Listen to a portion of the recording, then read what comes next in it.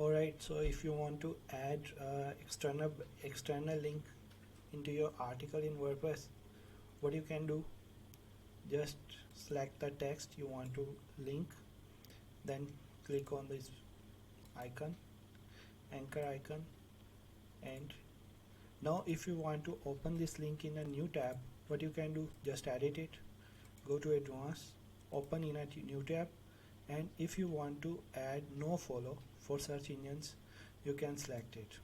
Alright, so I don't think so I need it, but let's do it. That's it. This is how you can do it.